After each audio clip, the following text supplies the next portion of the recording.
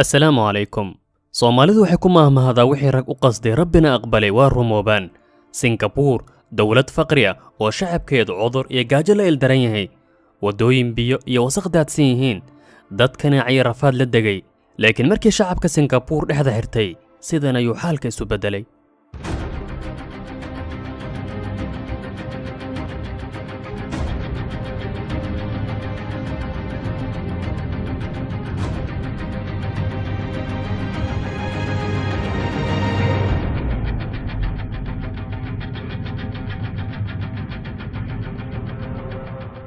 Singapore kadib markii ay xorriyadda heshay waxay la midowday Malaysia 1963. Laakiin muddo yar kadib, Malaysia ayaa go'aansatay inay iska tuurto Singapore. Dawlad aad u dhul yar, khayraad aan lahayn, faqri ah, dadkeedu jahli yihiin, waxbana aan haysanin. Culays waxaan ahayn kama faa'iidaysa Malaysia. Sidaas darteed, waad fasaxantiin ayaa lagu yiri.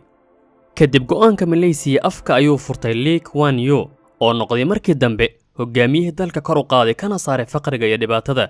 Kaamarooyinka hortooda ayuu ku ooyay. Xaguugayn shacab faqri ah, waddan dhammaantiis biyo iyo wasakh fadhido, dad aanan xadaarad lahayn wadooyinka ku qabaysto.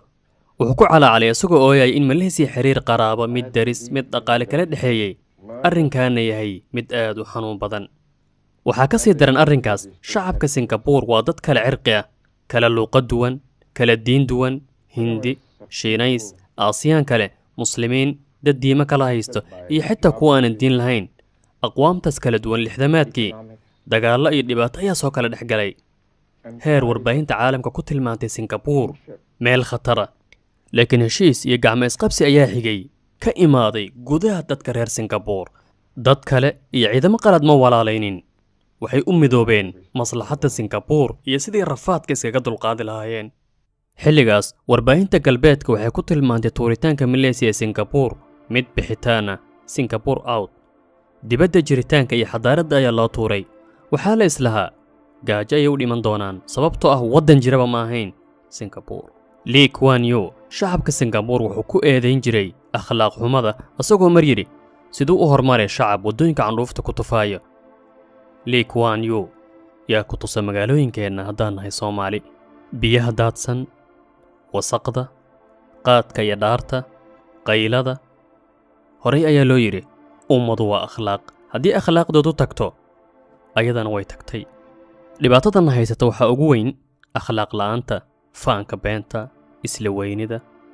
Horumarna ma hayno, akhlaaqna ma hayno. Intaanan sii gelin faahfaahinta kale, maanta Singapore waa dal aad u horumarsan, dhaqaalayaasha adduunka ugu waaweyn ka mid ah, leh guryo daruuraha soo taabanaya, waddan nadiifa, shacab ilbaxsan. Shacabkii shalay deganaa buushashka maanta villooyin ayuu degan yahay. Singapore waa xarun ganacsi oo caalami ah. Takada Singapore waxay ka mid tahay 5 takadeeda ugu dhaqdhaqaaqa badan caalamka oo dhan. Baasaboorka Singapore wuxuu ku jiraa kaalinta koowaad caalamka, wuxuu la siman yahay kan Jarmalka. Lee Kuan Yew iyo shacabka Singapore gacmaha dad kale uma horsanin, kumana baaqin in qaramadii midoobay la soo gaarto gargaar degdeg ah. Lee Kuan Yew asagoo horkacay wasiiradiisa ayuu dejiyay khidad shaqo dhab ah, uguna horreyso in shacabka wax la baro, jahligana laga saaro. Wuxuuna ku baaqay ciddii maal gashanaysa Singapore in uu soo dhaweynayo. Wuxuu dhinac iska dhigay siyaasadda. Waqtigu waa waqti shaqo. Horumarka Singapore wuxuu ku bilowday dhisidda maraakiibta, samaynta qalabka korontada, sifaynta shidaalka, taasoo soo jiidatay shirkadaha waaweyn ee caalamka sida shirkadda Shell, maalgashatayna dalka. Bilowgii 90-maadkii Singapore waxay noqotay xarunta saddexaad ee ugu weyn caalamka oo dhan, sifaynta iyo waxa laga sameeyo shidaalka. Sidoo kale xarunta saddexaad ee ugu weyn ee lagu kala iibsado caalamka oo dhan shidaalka kaliya New York iyo London ayaa ka horreeyay. Xilligaas inta badan shacabka Singapore wuxuu lahaa aqoon, wuxuuna ku noolaa guryo nadiif ah. 1960 oo ahayd waqti uu Ingiriisku joogay waddanka Singapore, wax soo saarka dalka iyo xitaa masaalixda Ingiriiska wuxuu ahaa $7 bilyan kaliya, halka xilligan uu yahay $360 bilyan.